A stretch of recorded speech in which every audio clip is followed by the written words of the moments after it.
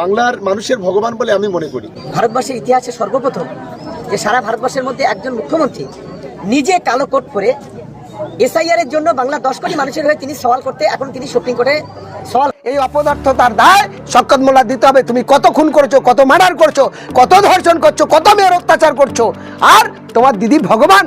ছি ছি ছি বেয়াদব, তুমি মুসলমান থেকে খালাস হয়ে গেছো, তোমার মতো গুনাহগারী আর কেউ নেই, তুমি বলে দিলে ভগবান। ছি ছি ছি ছি লজ্জাও লাগে না। এইভাবে দান সাদগা দিয়ে আর জাকাত দিয়ে মানুষের জীবনযাপন চলে না। চাও যদি ছেলে মানুষ হয়। আপনার বাড়ি কি টাকা ছাপানোর মেশিন আছে নাকি? কালীঘাটে কতগুলো মেশিন আছে একটু বলবেন? আর কত টাকা করে ডেলি ছাপানো হয়? নেই। তাহলে আপনি কেনই প্রতারণা করছেন? বেকার ছেলের 1 মাসে 1500 টাকা, এ ভিক্ষা না তো কি? আমি জানতে চাই এই দ্বিচারিতা কেন? আপনার ভিক্ষা দিতে হবে না, আপনি কর্মস্থানের ব্যবস্থা করুন, শিক্ষিত ছেলে মেয়ের চাকরির ব্যবস্থা করুন।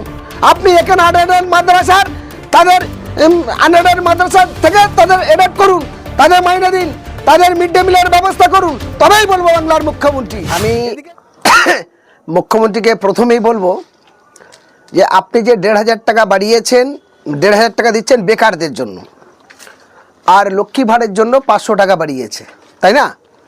এই জায়গা দাঁড়িয়ে বলতে চাই 500 টাকা লক্ষ্মী ভাড় আর 1000 টাকা দিয়ে তাদের কি সংসার জীবিকা চলে যাবে? এই 1500 টাকা হলে কি একটা মেয়ের সাংসারিক জীবনে উদ্ধার হয়ে গেল? না, তাদের কর্মস্থানের ব্যবস্থা করা। কারণ মুখ্যমন্ত্রী যদি এই মেয়েদের এই ভিক্ষা দিয়ে মানুষের মধ্যে বিভাজন না তৈরি করে যদি তাদের কর্মস্থানের ব্যবস্থা করতো, বহু রকম কুটির শিল্প, ক্ষুদ্র শিল্প, হস্তশিল্পর ব্যবস্থা আছে, যে মহিলারা বাড়িতে ট্রেনিং নিয়ে বিভিন্ন রকম হাতের কাজ করে মাসে বাড়ি বসে 15 থেকে 30,000 টাকা রোজগার করতে পারে পার মাসে। সেটা করলে তার সাংসারিক জীবনে উন্নত হতো, ছেলে মেয়েদের সুশিক্ষার শিক্ষিত করতে পারতো, ভালো স্কুলে পড়াশোনা করাতে পারতেন এবং তার স্বামীর রোজগারের সঙ্গে আরেকটা যোগান দিতে পারতো, বহুমুখী রোজগারের রাস্তা সহজে করতে পারতো। কিন্তু তা না করে তিনি কী করছেন?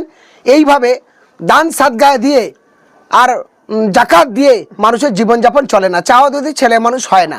ফলে আমি বলবো দিদিকে, আপনি যে টাকাটা দিচ্ছেন এবং আপনার নেতারা বলছে আমার দিদি দিচ্ছে, আমি জানতে চাই দিদি আপনার বাড়ি কি টাকা ছাপানোর মেশিন আছে নাকি? কালীঘাটে কতগুলো মেশিন আছে একটু বলবেন? আর কত টাকা করে ডেলি ছাপানো হয়? নেই। তাহলে আপনি কেনই প্রতারণা করছেন? বাংলার মানুষ জানতে চায়। আজকের বাংলার মানুষ, আপনি বলেছেন সিপিএম পিরিয়ডে 3 লক্ষ প্রায় 2,95,000 কোটি টাকার ঋণ, আর আপনার পিরিয়ডে 15 বছরে তার 14 গুণ বেড়ে গেল। এ কি দ্বিচারিতা হলো? এই টাকা ঋণ কোত্থেকে শোধ হবে? একদিকে আনএডেড মাদ্রাসার শিক্ষকদের বেতন ঠিকভাবে দিচ্ছেন না, পথচালিত কুকুরের খাবার দেবেন, কিন্তু মাদ্রাসার শিক্ষকদের জন্য, মাদ্রাসার ছাত্রদের জন্য মিড ডে মিলের ব্যবস্থা দিতে পারছেন না। কেমন দ্বিচারিতা করছেন আপনি? লজ্জা লাগে না আপনাকে এই কথাটুকু বলতে? এবং বেকার সমস্যার সমাধানের জন্য আপনি কটা শিল্প করেছেন, কতগুলো শিল্পায়ন করেছেন, তাদের চাকরির কি ব্যবস্থা করছেন? না, আপনি ভিক্ষা দিচ্ছেন। যে 1500 টাকা একদিনও একটা মানুষ রাস্তায় ঘুরলে হয় না, 1500 টাকায় আরো বেশি লাগে। তাহলে একটা বেকার ছেলের 1 মাসে 1500 টাকা, এ ভিক্ষা না তো কি? আমি জানতে চাই এই দ্বিচারিতা কেন?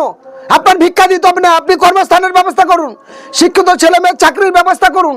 আপনি এখানে আনএডেড মাদ্রাসার তাদের আনএডেড মাদ্রাসা থেকে তাদের এডেড করুন, তাদের মাইনে দিন, তাদের মিড ডে মিলের ব্যবস্থা করুন, তবেই বলবো বাংলার মুখ্যমন্ত্রী।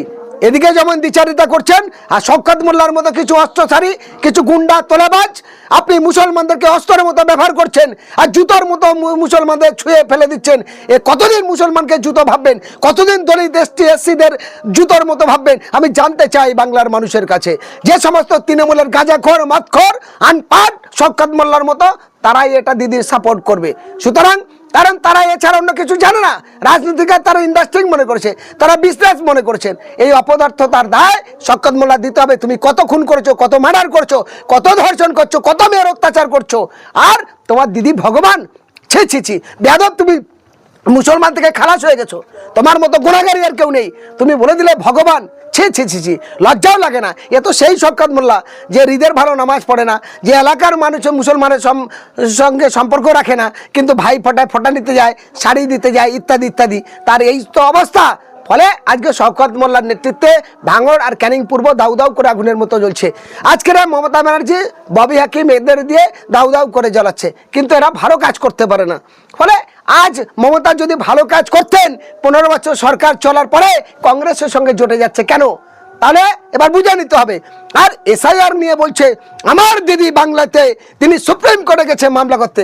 আরে সুপ্রিম কোর্টের জজ সাহেব পরিষ্কার বলেছে এটা নাটকের জায়গা নয়।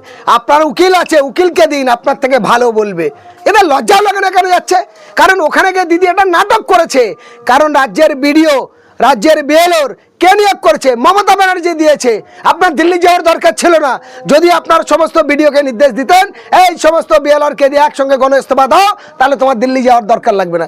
নাটক, এরা নাটক আর কতদিন চলবে? এই নাটক দিয়ে আর চলবে না। তাই মা মাটি মানুষ যাত্রা নাটক থিয়েটার ধরা পড়ে গেছে, এখন কংগ্রেসের জোটে চাইছে। সুতরাং এভাবে মানুষকে বোকা বানিয়ে যাবে না। তাই 2026-এ দিদির অবস্থা খুব খারাপ জায়গা আছে, আগামী দিনে পরিবর্তন হবে।